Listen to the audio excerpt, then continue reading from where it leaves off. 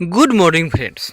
आज हम लोग भारत एक सामान्य परिचय यानी ज्योग्राफी ऑफ इंडिया के बारे में हम लोग पढ़ाई पढ़ेंगे, जिसमें सबसे पहले भारत का एक सामान्य परिचय देखेंगे। तो देखते हैं क्या क्या पढ़ना रहता है। इसमें आपको सबसे पहले भारत की अवस्थिति यानी कि स्थिति के बारे में पढ़ेंगे। भारत की लंबाई कितना है, भारत का चौड़ाई कितना है, भारत के पड़ोसी, भारत का जो समुद्र से सटने वाले राज्य हैं, भारत का क्षेत्रफल कितना है, भारत की स्थिति कैसी है, इन सब के बारे में जानेंगे। यह भी बहुत महत्वपूर्ण है। प्रायः एग्जाम में इनसे एक दो क्वेश्चन चले आते हैं और यह क्वेश्चन आसान किस्म के होते हैं, लेकिन आपको इसके लिए जानना और समझना जरूरी है, तभी आप इन क्वेश्चन को सही कर पाओगे, नहीं तो बाद में अफसोस करते रह जाओगे। इन्हीं सब बातों के साथ शुरू करते हैं और आशा करते हैं कि यह प्रयास अच्छा लगे तो ज़रूर लाइक करें, शेयर करें, कमेंट करें और सब्सक्राइब करें।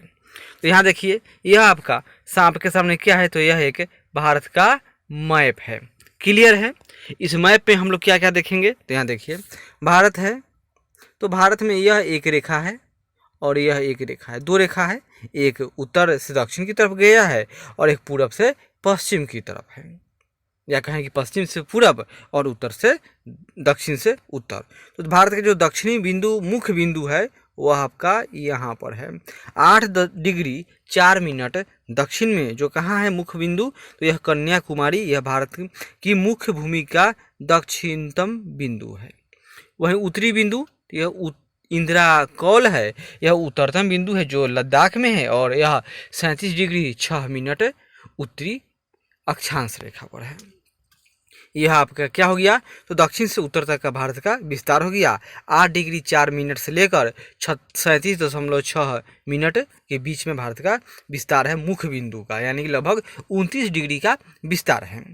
वहीं यहाँ देखिए भारत का पश्चिमी बिंदु गौरमोता जो गुजरात में है और यह 68 डिग्री 7 मिनट पश्चिमी नहीं कहेंगे हम लोग, कहेंगे इसको भी पूर्वी देशांतर है।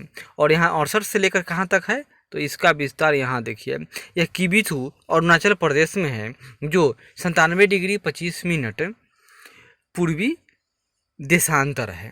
क्लियर है। यानी इसके बीच का भी डिफरेंस कितना मिलेगा, लगभग आपको 29 डिग्री का मिलेगा।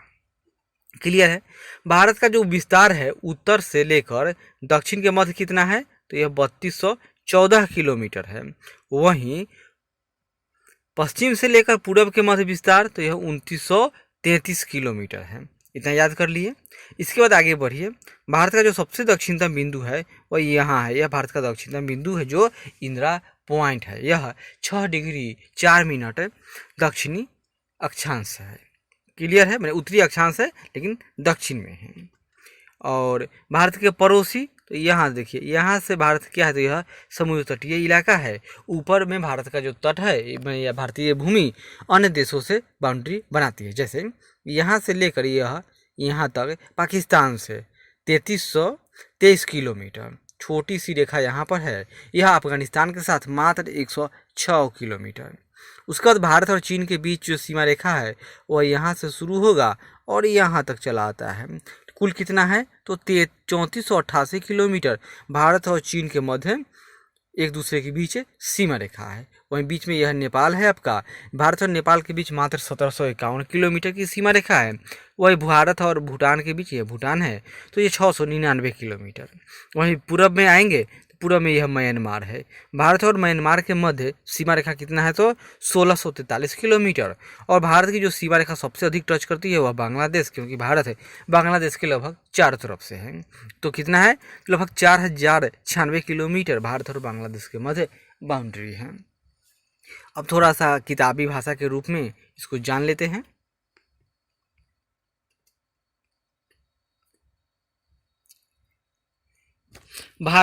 भारत का नामकरण कैसे हुआ।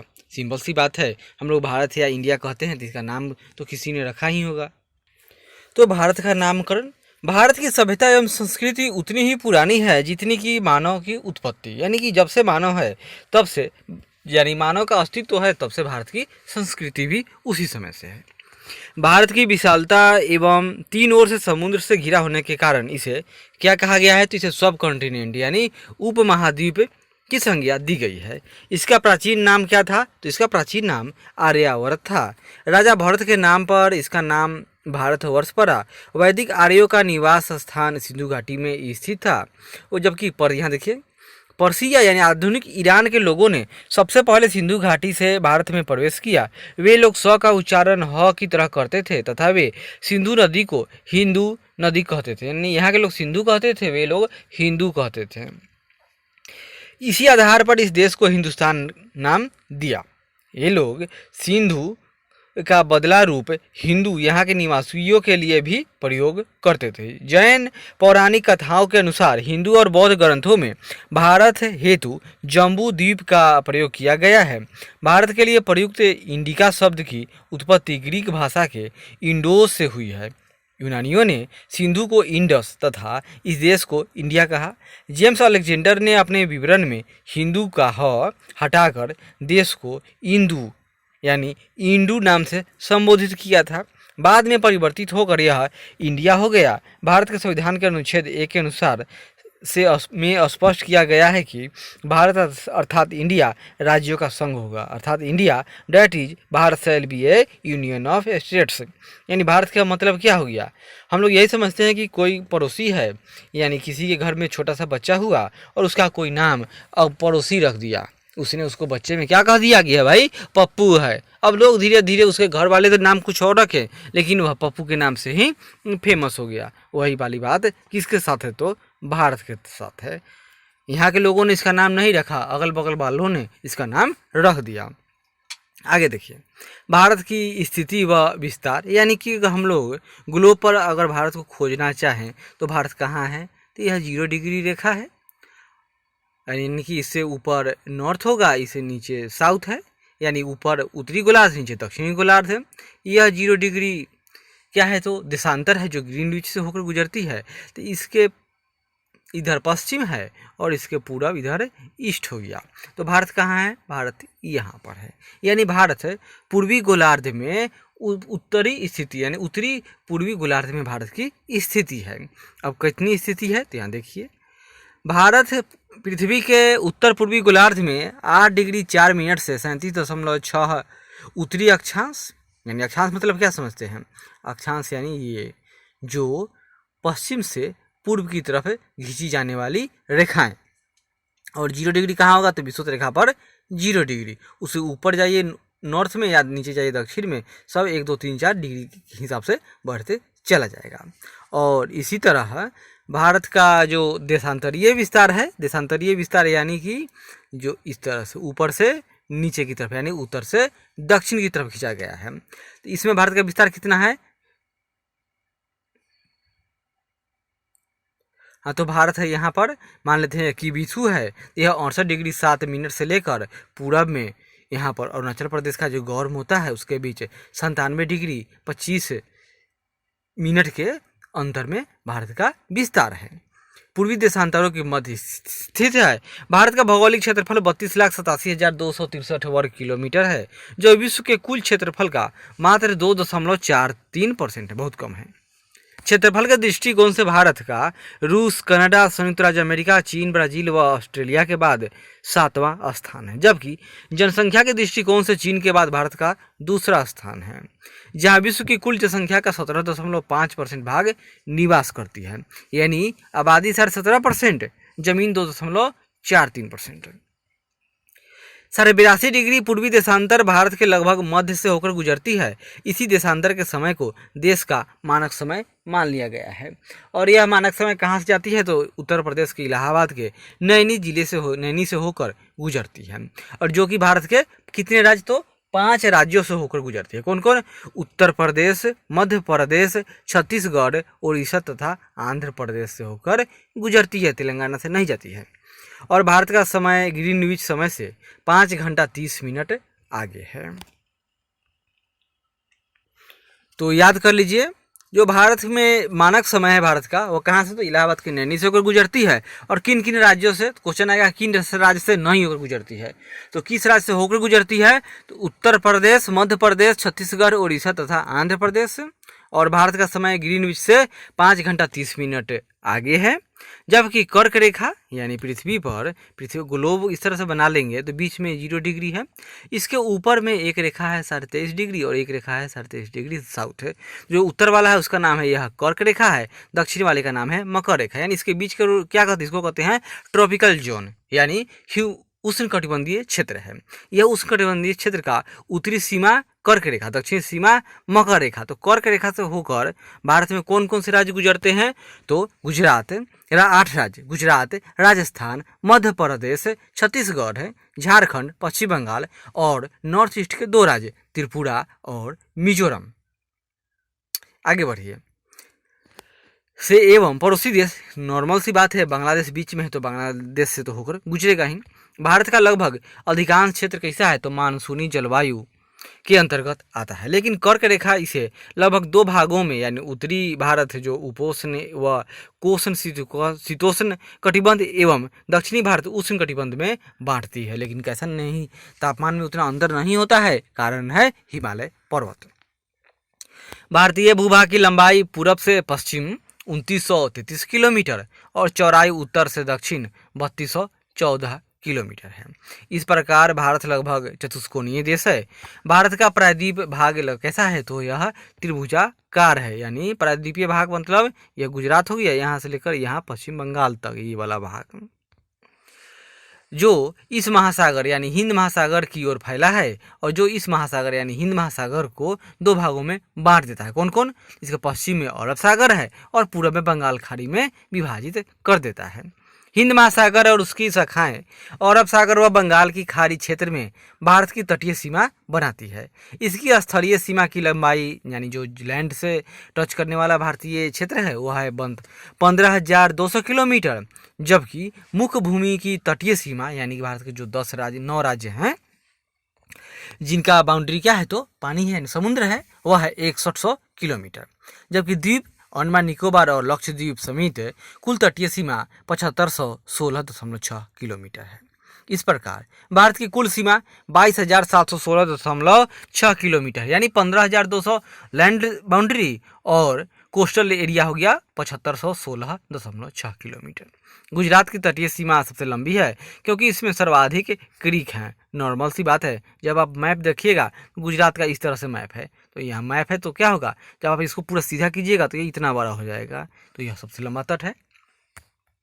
भारत के समुद्र तटीय राज्य व संघ शासित प्रदेश, तो समुद्र तटीय राज्य और प्रदेश कौन कौन है, अंडमान टापू है, गुजरात, आंध्र प्रदेश, तमिलनाडु, महाराष्ट्र, केरल, ओडिशा, कर्नाटक, पश्चिम बंगाल, लक्षद्वीप यह भी द्वीप है, गोवा, पुदुचेरी और दमन व दीव। तो पुदुचेरी क्या है, तो यूटी है और दमन व दीव क्या हो गया, तो यह भी एक यूटी है।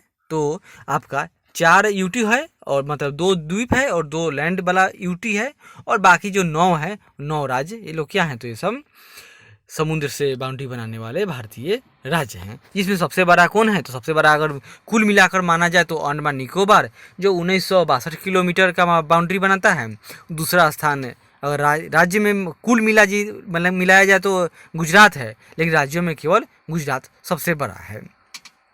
और जो सबसे छोटा बाउंड्री है किसका है, तो यहाँ देखिए दमन व दीव का मात्र 27 किलोमीटर, उससे बड़ा पुडुचेरी का 31 किलोमीटर। भारत का दक्षिणतम बिंदु जो सबसे दक्षिणतम है वह द्वीप का है, जो इसका है तो लक्ष्य अंडमान निकोबार द्वीप समूह में है और उसका नाम है इंदिरा पॉइंट, जो कि ग्रेट निकोबार द्वीप में 6 डिग्री 45 मिनट उत्तरी अक्षांश पर स्थित है। पहले इसका नाम पिगमेनियन पॉइंट था। यह भूमध्य रेखा से 876 किलोमीटर दूर है। 2004 में हिंद महासागर क्षेत्र में भूकंप से उत्पन्न सुनामी के कारण इंदिरा पॉइंट का बड़ा भाग समुद्र में डूब गया था। इंदिरा पॉइंट और इंडोनेशिया के बीच क्या है, इंदिरा पॉइंट व इंडोनेशिया के बीच ग्रेट चैनल है। भारत की मुख्य भूमि की का सबसे दक्षिणतम बिंदु कौन है, तो कन्याकुमारी है, जो 8 डिग्री 4 मिनट उत्तरी अक्षांश पर स्थित है और यह तमिलनाडु में है। सबसे उत्तरी बिंदु इंदिरा कौल है, जो जम्मू कश्मीर में है, यानी अब लद्दाख में है। सबसे पश्चिमी बिंदु गौर मोता या गुहार मोती, जो गुजरात में है, और सबसे पूर्वी बिंदु की बीथू, यह अरुणाचल प्रदेश में है। इसी तरह से 3 चैनल है जिसके बारे में बार बार एग्जाम में क्वेश्चन आता है। पहला है 9 डिग्री चैनल, एक 8 डिग्री और 10 डिग्री। तो 8 डिग्री याद कर लीजिए, 8 डिग्री मालदीव देश है। मालदीव और भारत का लक्षद्वीप का एक द्वीप है मिनिकॉय। मालदीव व मिनिकॉय के बीच 8 degree channel. 9 degree channel Minicoy व लक्षद्वीप के बीच। 10 डिग्री चैनल अब अंडमान में है, लिटिल अंडमान व कार निकोबार के मध्य फैला हुआ है। हिंद महासागर का महत्व, तो भारत हिंद महासागर में केंद्रीय अवस्थिति रखता है। क्यों? क्योंकि हिंद महासागर की आकृति एम की तरह है और एम में जो बीच वाला यह भी है, यह भी क्या है? यह भारत का दक्षिणी क्षेत्र है, केंद्रीय अवस्थिति रखता है तथा यह एकमात्र देश है जिसके नाम पर किसी महासागर का नाम पड़ा है। हिंद महासागर भारत के लिए पर्याप्त भू राजनीतिक, भू सामरिक, आर्थिक व व्यापारिक महत्व रखता है। भारत की प्रादेशिक समुद्री सीमा या क्षेत्रीय सागर तटीय आधार रेखा से 12 समुद्री मील की दूरी तक का क्षेत्र, यानी भारत का कोस्टल जो बेस लाइन है वह 12 समुद्री मील है, यानी इस पर भारत का प्रादेशिक सीमा है, टेरिटोरियल एरिया हो गया भारत का, और इस पर भारत का पूरा इलाका नियंत्रण में रहेगा। 12 किलोमीटर नहीं, 12 समुद्री मील। भारत को इस क्षेत्र में सभी प्रकार के संसाधनों के दोहन का पूर्ण अधिकार प्राप्त है। आधार रेखा वस्तुतः टेढ़े मेढ़े तट को मिलाने वाली एक कल्पित रेखा होती है, यानी एवरेज मान लिया जाता है। स्थलीय भाग एवं आधार रेखा के मध्य स्थित सागरीय जल को आंतरिक जल कहते हैं, यानी इंटरनल वाटर।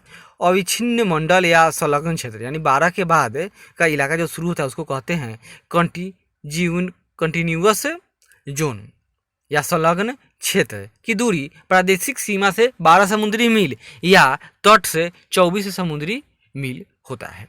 1 मील बराबर 1.8 किलोमीटर होता है। आगे का क्षेत्र है, इस क्षेत्र में भारत को अप्रवासी कानून, पर्यावरणीय स्वच्छता, सीमा शुल्क की वसूली के वित्तीय अधिकार तथा राजकोषीय अधिकार प्राप्त हैं। अनन्य आर्थिक क्षेत्र एक्सक्लूसिव इकोनॉमिक जोन तटीय रेखा से, यानी अनन्य आर्थिक जोन यह तटीय रेखा से 200 समुद्री मील तक का क्षेत्र होता है, जिसमें भारत को सागरीय जल शक्ति, सागरीय संसाधनों,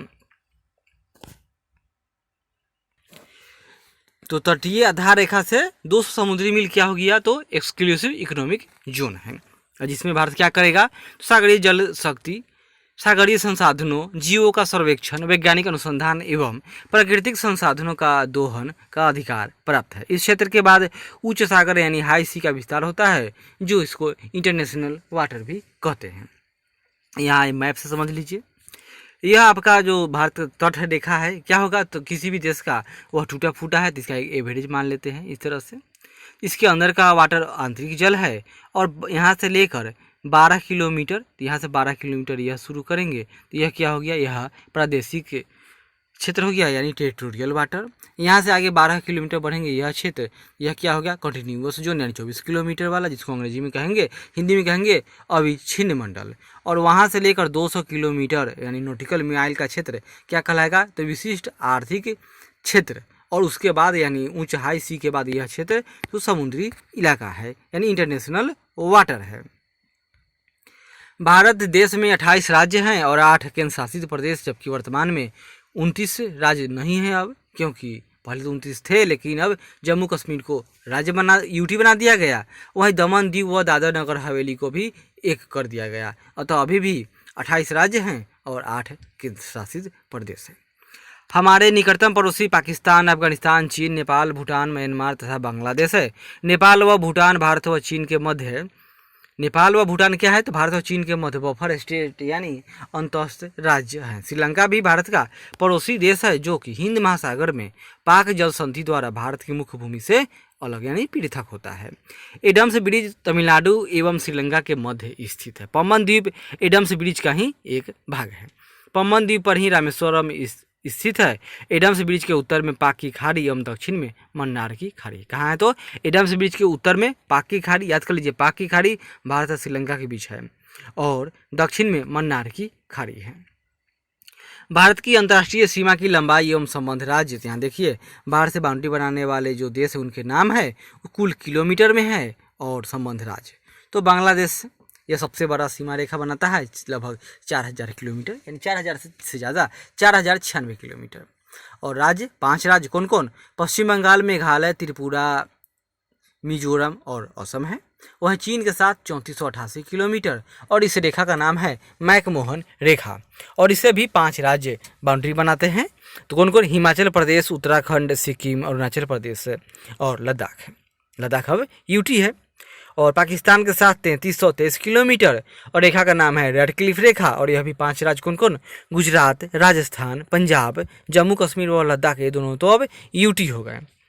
वहीं नेपाल के साथ है तो 1751 किलोमीटर, यहाँ भी 5 राज्य हैं, उत्तर प्रदेश, बिहार, पश्चिम बंगाल, सिक्किम व उत्तराखंड। म्यांमार के साथ 1643 किलोमीटर, मात्र 4 राज्य, अरुणाचल प्रदेश, नागालैंड, मिजोरम व मणिपुर। वहीं भूटान के साथ तो 699 किलोमीटर, 4 राज्य कौन कौन? पश्चिम बंगाल, सिक्किम, अरुणाचल प्रदेश, असम। और अफगानिस्तान के साथ ये मात्र एक क्षेत्र कौन? तो लद्दाख। और कौन? ये रेखा का नाम डुरंड रेखा है।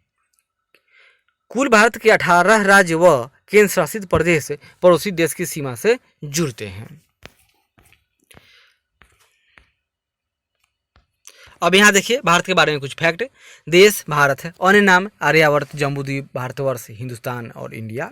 राजधानी नई दिल्ली, राज्यों की संख्या 28, केंद्र शासित प्रदेश 8 हैं। भौगोलिक स्थिति उत्तरी पूर्वी गोलार्ध में अवस्थित है। ज्यामितीय आकार चतुष्कोणीय है। अक्षांशीय विस्तार यानी उत्तर से दक्षिण की तरफ, तो यह 8 डिग्री 4 मिनट से 37.6 डिग्री उत्तरी अक्षांश में है।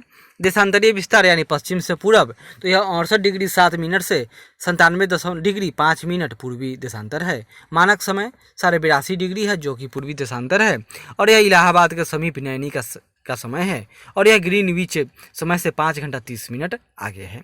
भौगोलिक विस्तार लंबाई 3214 किलोमीटर, चौड़ाई 2933 किलोमीटर, स्थलीय सीमा 15,106 किलोमीटर, जलीय सीमा 7516 किलोमीटर।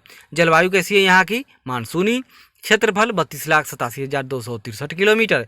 विश्व के कुल क्षेत्रफल में 2.4% हिस्सा है। क्षेत्रफल की दृष्टि से विश्व में 7वां स्थान है। कुल जनसंख्या 2011 की जनगणना के हिसाब से 1 अरब 21 करोड़ से ज़्यादा है, और परसेंट वाइज तो पूरी दुनिया का 17.5% है। और जनसंख्या की दृष्टि से विश्व में स्थान तो दूसरा है। पुरुष जनसंख्या 60 करोड़ से ज़्यादा है यानी लगभग 62 करोड़, महिला 58 करोड़।